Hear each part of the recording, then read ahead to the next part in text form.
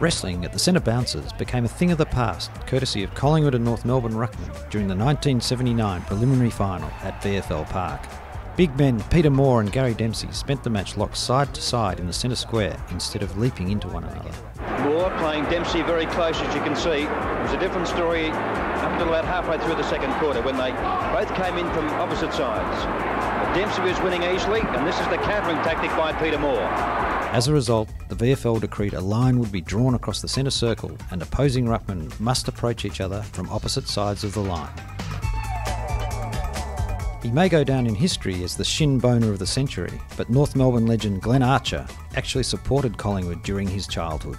Archer, who played 23 games against the Magpies during his 16-year career, grew up in Noble Park, the home of Collingwood's 1990 premiership hero Darren Mullane. In years since, Archer has listed Mullane as one of his childhood heroes. He wasn't a big name. In fact, he played only 14 senior games, but John Barnett owns a unique record. Barnett played 121 reserve games for both clubs, as well as a prior stint at Hawthorn, and was a member of North's back-to-back reserve grade premierships in 1995 and 1996. Since 1897, Collingwood has played 2,449 games, but only one of them was at Canberra's Manuka Oval. That match came against North Melbourne in the final round of 2001. With both teams unable to make the September action, the Kangaroos led at half-time, only to be overrun by their younger opponents to the tune of 43 points.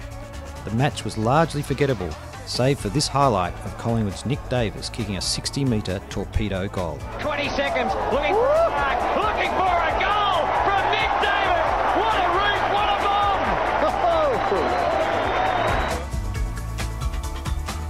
In 1896, during Collingwood's final year in the Victorian Football Association, Magpie fullback Bill Proudfoot saved an umpire's life during a game at North Melbourne. At half-time, the North Melbourne diehards jumped the Arden Street fence and tried to attack the field umpire Roberts as he was leaving the field. The crowd dragged umpire Roberts to the ground by his hair, attacking him with fists, boots and lengths of pipe. Proudfoot, a police constable, stepped in to shield the umpire from the blows raining down and took a fearful hammering himself, collapsing in the dressing room afterwards.